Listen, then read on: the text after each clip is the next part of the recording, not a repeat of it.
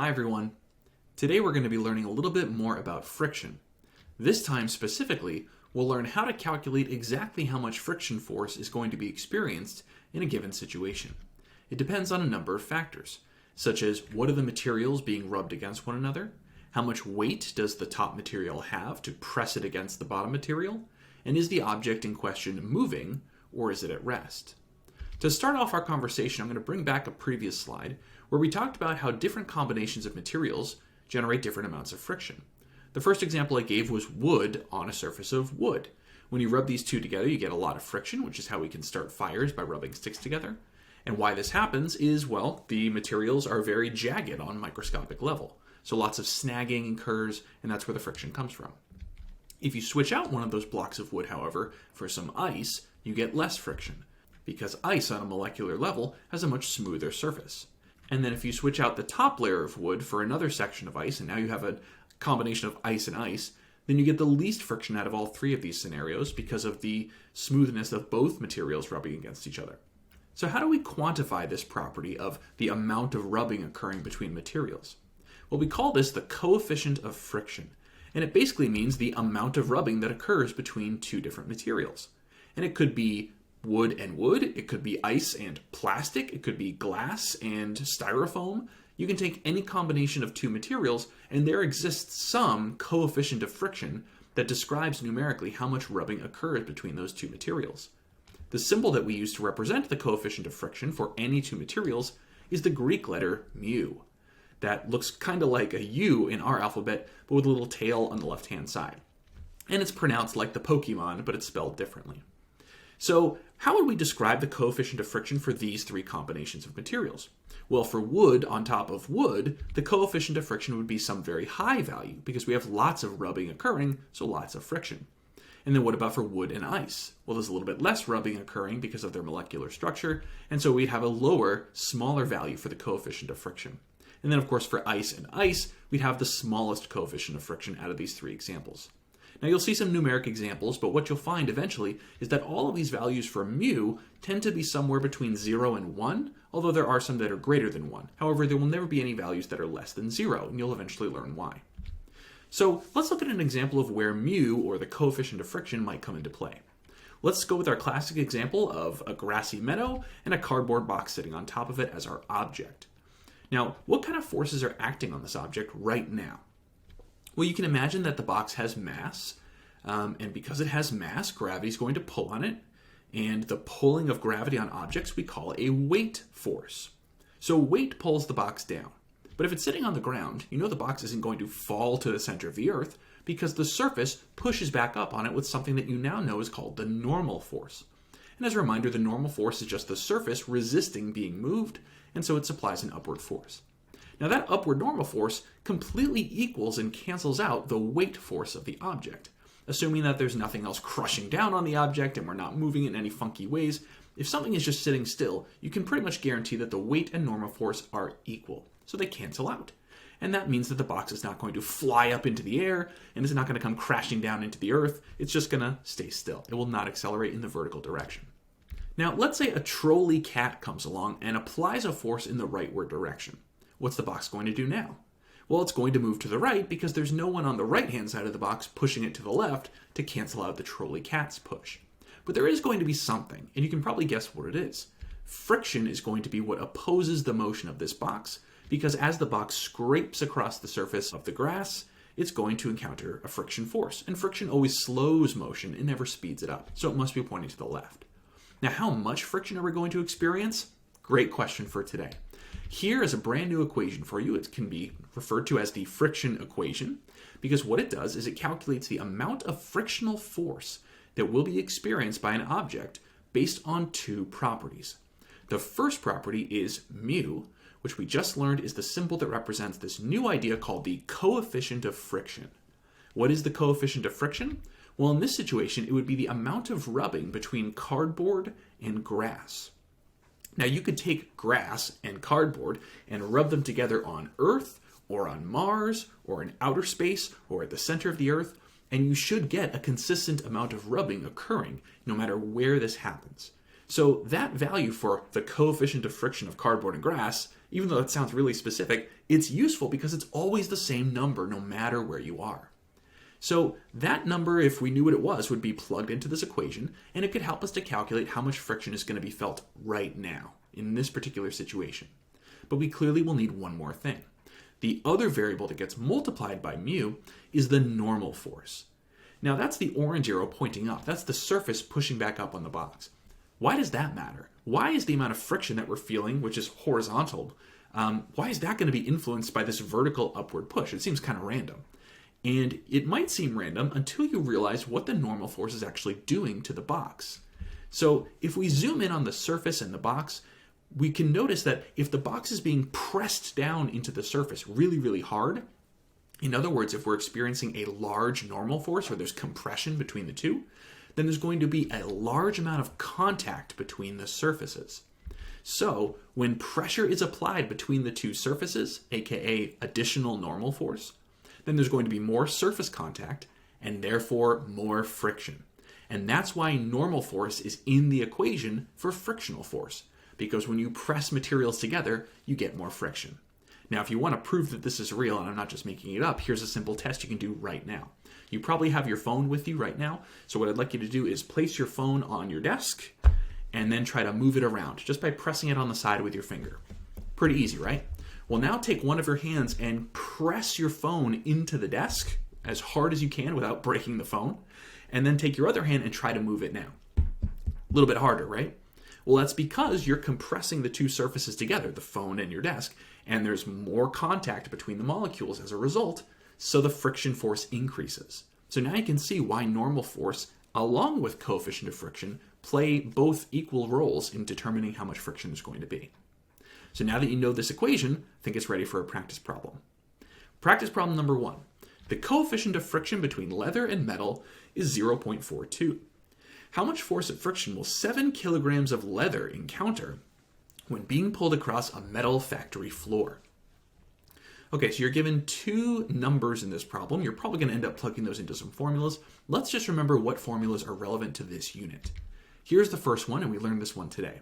It says that the force of friction that you'll feel in this particular situation is equal to the coefficient of friction, which is the amount of rubbing between two surfaces, multiplied by the normal force, or how hard the surface is pressing up on the object. So that's one formula. Another one that might be relevant for us to recall is that the weight of an object is usually counteracted equally and exactly the same by the normal force. So those two forces are usually equal in value. And the last one I'll remind you of that you already learned previously is that the weight of an object can be calculated by taking its mass and multiplying that mass by gravity. And on Earth, that's 9.81 meters per second squared. So now that we've remembered our equations, let's see what we can do with them. So we're being asked how much force of friction we're going to feel. So it seems like for that first equation, we would need the normal force and we would need the coefficient of friction. We have coefficient of friction, it's 0.42, but we don't have normal force. So maybe we can find the normal force somewhere else. How about in the second equation? Well, normal force is equal to weight, so maybe they gave us weight. Let's look up, and no, they did not. Okay, so let's go down one more step. Can we determine the weight of the object so that we can determine normal force so that we can determine the final answer? Well, weight is equal to mass times gravity. They do give us the 7 kilograms of mass, and we can assume this is happening on Earth, so let's make this our first step. The weight of this object is going to be its mass multiplied by gravity. The mass was given to us as 7, and the gravity on Earth is 9.81. Multiplying those two together, we get that the weight of that object is 68.67 newtons. Okay, so now that we have that, part 2 of this problem is let's figure out what the normal force on the object is going to be. Well, weight is always equal to normal force, at least when nothing funky is going on, which it's not. So weight equals normal force, so we actually already know what the normal force is too. The normal force upward is going to be equal to the weight, which is downward. And that value was 68.67 newtons, so that's the upward normal force.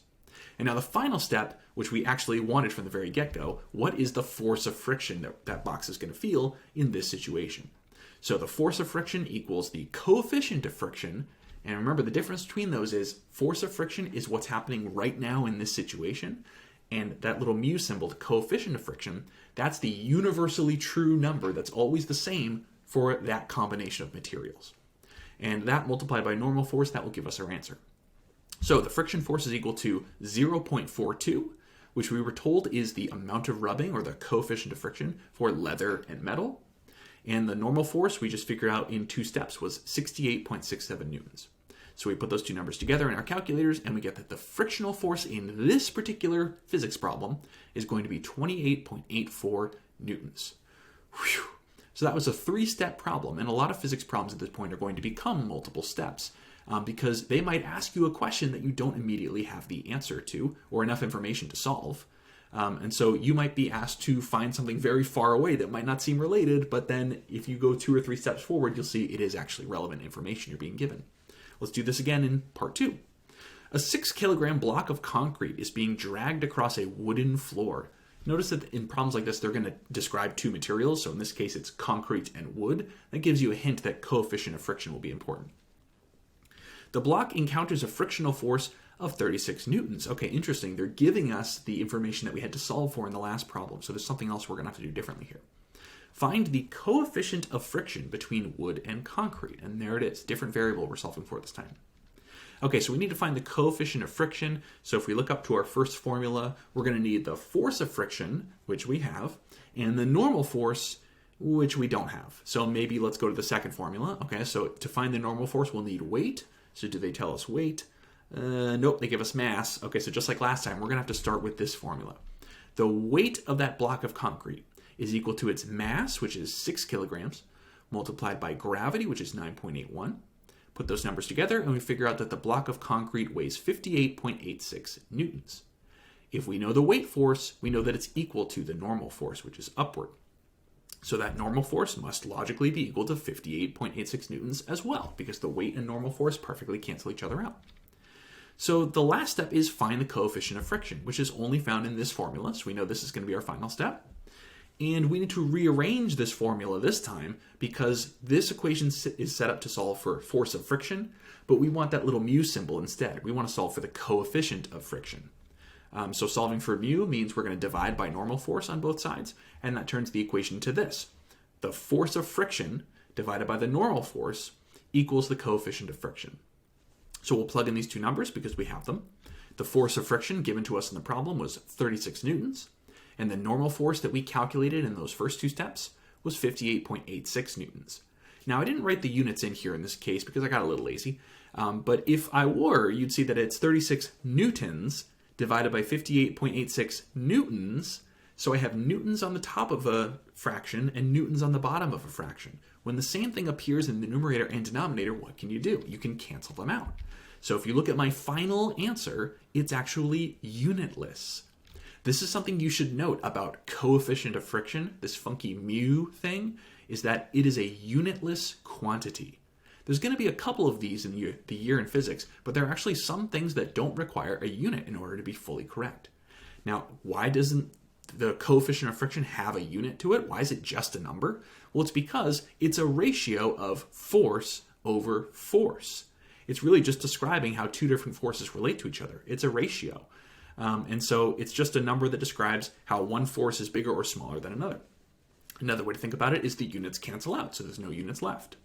Now, it might seem like this is a logical place to end our lesson for today because you've just learned a formula that's clearly fairly advanced, and you can now calculate things that you couldn't before. So are we done for the day? Well, unfortunately not. There's one more thing that we have to talk about that makes friction a little bit complicated that you need to know going forward. And here's the idea behind it. It can be really tough to get an object moving when it's not moving on its own at first, but then once you get something in motion, it's easier to keep it in motion. Now, maybe you've experienced this in your life before when you've done something like move a heavy box or a refrigerator or something that's really, really heavy and doesn't have wheels. Once something is in motion, it's a lot easier to keep it going. Now, why is that? Well, it's because when you're moving an object, it kind of lifts off just a little bit from the surface that it's on, and the molecules that were once hugging each other get dislodged a little bit, and that makes it easier to move it. So there's kind of 2 different forms of friction. There's friction when an object is sitting still, and there's a different kind of weaker type of friction when an object is in motion. And there are 2 different terms that we're going to learn that describe this, but first I want to show it to you in 2 different simulations. Here's a simulation you should be familiar with. It's called Forces in Motion on the PhET website. You may have already used this one before. And what I want to show you is that if I push on this box, because it's on a ground, it's on a surface that has some friction to it, when I apply a force of, in this case, 40 newtons, the box is not yet in motion because there's a frictional force that is 40 newtons as well that's canceling out my motion. And because the net force here is equal to 0, there's no acceleration. Now, if I push a little bit harder, maybe I go to like 54 newtons, friction grew again and is still matching me. And I can keep pushing harder and harder and harder, and friction still pushes back until I reach a certain threshold, like 94 newtons, and it seems like that's as hard as friction could possibly push. And now with my 212 newton push, I'm definitely beating out the 94 newtons of friction. So friction seems to kind of cap out at 94, which is interesting. So let me reset this, and let me push again. So let me try to get up to that 94 level because it seemed like friction kind of maxed out there. Let's go up to 94 newtons. So here I'm at like 93. Let me go just a little bit harder to 94. And interestingly, I can get to 96, 98, 101, 105, and I keep pushing harder and harder. I'm at like 125 here, and then boom, friction goes down to 94. So what's the deal with that? Well, there's actually a little bit of analysis that we have to do here graphically to really figure out what's going on. But there are two types of friction at work here, not just one. So let's go back to the presentation and let's flip over to the second simulation, which shows a little bit more of friction's complexity. This is a simulation from a website called the Physics Aviary. And what it's going to show is a person who is pulling on an object that is sliding across a surface. So there's friction happening between those two materials. And when I start the simulation, they're going to start pulling and pulling and pulling. And what they're actually pulling on is a force meter, something that can detect how much force they're yanking with. And I'll reset that and play it again so that you can see in the top right that the amount of force they're pulling with, it's about half a newton, is being tracked by their force meter. So you can tell at any given moment how much force they're applying with their hand. So resetting that one more time, if you try to figure out exactly how much force they're using, it's kind of tough because the number is jittering around so much. So what we can do is we can zoom out and see that the simulation actually supplies a graph. And the graph is going to show how much force that person is pulling with as time goes on. So I've reset it again, and this beautiful graph has been made here that shows force over time. And again, what it's tracking is how hard the person is pulling as time goes on. So let's keep resetting it, and we'll see it play out over and over again. They're applying more and more and more force, and nothing is happening. And then all of a sudden, the object starts to move. So let's look at the shape here. They start pulling, and the amount of force they're pulling with gets higher and higher and higher until all of a sudden, they only need to supply a smaller amount of force consistently to keep the object moving at a constant speed. So what the heck is going on here? Well, these two sections of the graph that you're seeing, the upward sloping section and the flat section, represent the two types of friction that you need to know about. One is called static friction, and static is a word that basically means unchanging or not moving. And the other is called kinetic friction. And the word kinetic kind of means motion or moving. So you can kind of see where this is going. There's a not moving kind of friction, and there's a moving kind of friction. And this graph demonstrates what those two types of friction are doing. The first type of friction shows that an object is getting pulled, but it doesn't want to move, so it's resisting it, and even harder and harder and harder forces can't get it to move. And then all of a sudden, at a certain force, it can't keep up anymore, and the person who's pulling is able to move the object. And then, once the object is in motion, it only takes a certain amount of force to keep it in motion. That's the easy force that you usually pull with when you're moving a heavy object. So let's look at an analysis of those two types of forces back in our presentation. Here's a graph very similar to the one that you just saw, and what it shows is force over time. And the types of friction we're going to learn about are static friction and kinetic friction. And it relates to what's playing out in this animation, which is that when you push on an object, it doesn't move for a while until you reach a certain threshold, and then suddenly it becomes easier to move. So, in order to get an object moving, you have to apply a force that is stronger than the force of static friction. So static friction, again, is a kind of friction that is happening when an object is not in motion, when it's at rest, or when it's static. And in order to keep an object moving at a constant speed, you have to apply a force that is equal to the force of kinetic friction. Kinetic, again, means in motion. So kinetic friction is something that happens when an object is sliding across the surface. So here's that graph again, simplified a little bit. And I want to represent what the two sections of the graph are. The first section of that graph, again, with the line sloping up, is all of the moments where the object is not yet in motion. And the fact that the line goes higher and higher and higher means that the object is getting pulled harder and harder and harder, but it still hasn't moved yet. We haven't reached the point where static friction gives up. And then the kinetic friction section of the graph is where the static friction has given up and the object has finally started to move, and now it's a weaker version of friction that's much easier to fight against. So kinetic friction is a weaker force than static friction. And this is because the surfaces have less contact when an object is in motion. Here's an example of this. There's kinetic friction on the left and static friction on the right. And as we've seen in a previous animation, when an object is actually moving, it's higher up a little bit from the surface, so there's less contact, so there's less friction, so it's easier to move it. And so this means that there are actually going to be two coefficients of friction, two mu's, if you will, for every pair of materials like wood and ice or plastic and glass. We talked already about a coefficient of friction existing for every combination of materials, but this suggests that there's actually going to be two of them, not just one. Sorry, I know it was already a little complicated. Here's what you have to remember. The coefficient of static friction is greater than the coefficient of kinetic friction. That statement in the bottom right is a direct result of the statement in the top left, that kinetic friction is always going to be weaker than static friction. And in simple layman's terms, this means that it's hard to move things that aren't already moving, and it's easy to move things that are already moving. If you can remember just that concept, then this technical stuff won't be particularly difficult for you. So let's look at all of these complicated things together in one big old practice problem, and so you can review it if you need to. Problem number 3. A stickman pushes a 12-kilogram wooden box across a tile floor. The coefficient of static friction between wood and tile is 0.52. The coefficient of kinetic friction between wood and tile is 0.45. At least how much force will the stickman need to apply in order to A, get the box moving initially, and that's going to relate to static friction, and B, keep the box moving at a constant speed, and that's going to relate to kinetic friction. Now I've put the kind of standard friction equation in the right there so you can remember what goes into calculating how much friction an object is going to feel, and that is friction is equal to the coefficient of friction between the two materials multiplied by the normal force, or how hard the object is getting pressed into the surface. So that's your kind of standard equation, and now we know that we might need to apply that formula in two different scenarios, one where an object is not moving and one where it's sliding. So let's look at part A first. How much force is going to be required for the stickman to push the box before it starts moving, just to get it moving in the first place? Well, this is the statement I'm going to start with. The stickman is going to need to apply a force, that's Fa, that is equal or greater than static friction. Remember that you have to overcome that big static friction force and then the object will start moving. So you either have to match it exactly or go a little bit above it. So I'm starting with that statement. And then I have to wonder, what is the force of static friction that I have to beat out here?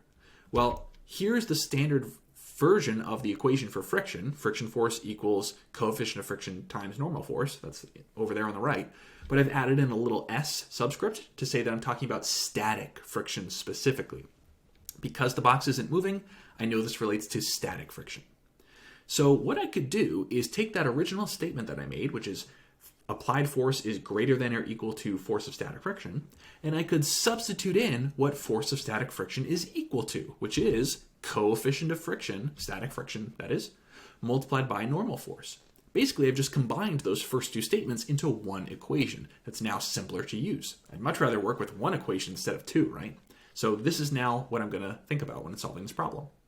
Okay, so I've got a new statement here that says my applied force has to be greater than or equal to the coefficient of static friction, which I was actually given in the problem, multiplied by the normal force, which unfortunately I was not given in the problem.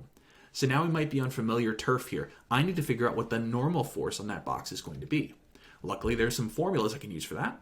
I know that the normal force on an object is equal to the weight of the object, which is just equal to mass times gravity. So instead of writing normal force in my formula, I could write what normal force is equal to, which is mass times gravity. So now I have the applied force has to be greater than or equal to the coefficient of static friction, which I was given, multiplied by mass, which I was given, multiplied by gravity, which I can assume on Earth is 9.81. So let me plug in those numbers. In the problem, I was told that the coefficient of static friction between wood and tile is 0.52. I was also told that the mass of the box is 12 kilograms, and I can assume 9.81 for gravity. Putting those numbers together in my calculator, I get that in order to get the box moving, you have to apply at least a force of 61.21 newtons. Woof! That was a lot of analysis. And in fact, that would be one of the harder problems you would see in a physics class that relates to friction.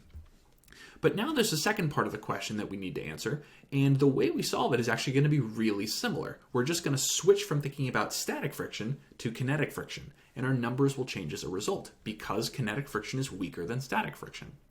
So the question we're now answering is, at least how much force will the stick man need to apply in order to keep the box moving at a constant speed? So just like last time, I'm starting with a formula that tells me how much friction I'm going to feel in a certain situation, which in this case I'm using my standard version of the friction equation, but I'm adding in a little k subscript to say that I'm specifically talking about kinetic friction force and the coefficient of kinetic friction. So now that I've got that, do I know either of these things? Well, I don't know the normal force. I do know the kinetic friction coefficient. So I know one, I don't know the other. I would actually go through the exact same steps that I did in the blue section, so I'm just going to kind of skip ahead. It would be all the same steps getting to this point. The applied force that I'm going to have to push with to keep this box moving, which is actually what's happening in the GIF down below, is equal to the coefficient of kinetic friction, which is just a number they provided up top, multiplied by mass, multiplied by gravity. So let me plug those numbers in because all of those were provided, or I can assume. So the applied force is equal to 0.45, which was the kinetic friction coefficient between wood and tile, multiplied by 12, which was the mass, multiplied by gravity, which was 9.81. And what I get is 52.97 newtons. Whew. So the questions have been answered, but what the heck does it all mean? Well, remember that I said that static friction is stronger than kinetic friction? In other words, it's hard to get something moving at first, but then once you get it moving, it's a little bit easier. Look at these two answers, and you can see that being backed up. The applied force in part 1 that you had to push with in order to get the box moving in the first place was around 60 newtons. And then once the box was already moving, because you pushed that hard, then you only had to push with about 50 newtons in order to keep it moving. So something like a sixth of the force that you were originally using, you no longer have to use anymore, and you can have an easier time moving the box along. So that was a lot of calculations, but that was the point of this video, is to familiarize you with everything you need to know about friction for the whole rest of the year going forward. So I hope that was helpful, and I'll see you in the next video.